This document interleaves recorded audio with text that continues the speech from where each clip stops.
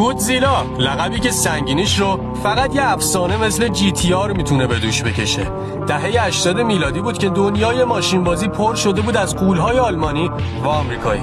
کمپانی نیسان که اون موقع حسابی توی رقابت عقب افتاده بود، تصمیم گرفت یه برگ برنده رو کنه، یه چیزی که قوانین بازی رو عوض کنه.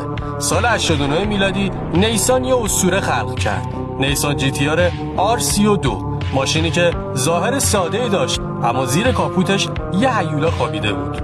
موتور 2.6 لیتری توین توربوی 280 اسب بخاری به همراه سیستم پیشرفته AWD و تکنولوژی هایی که برای زمان خودش شبیه سفینه فضایی بودن.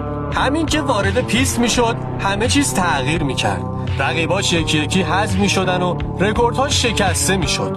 مسابقات تورینگ ژاپن تبدیل شده بود به قلمرو GTR. 29 مسابقه 29 برد. R32 اومده بود تا پادشاهی کنه.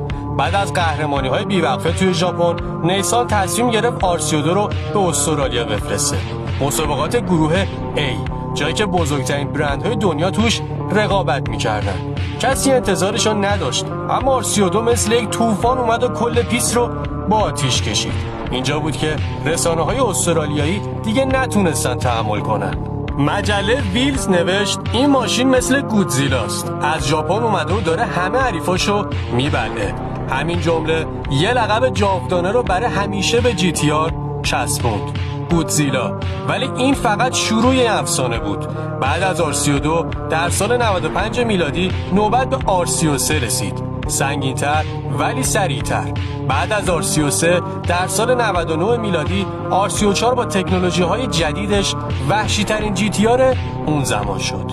نمایشگر MFT، سیستم‌های کنترلی دقیق و صدایی که مو رو به تنت سیخ می‌کرد. تولید R34 تا سال 2002 ادامه پیدا کرد و در نهایت بعد از 5 سال سکوت هیولای جدیدی در سال 2007 تولید شد.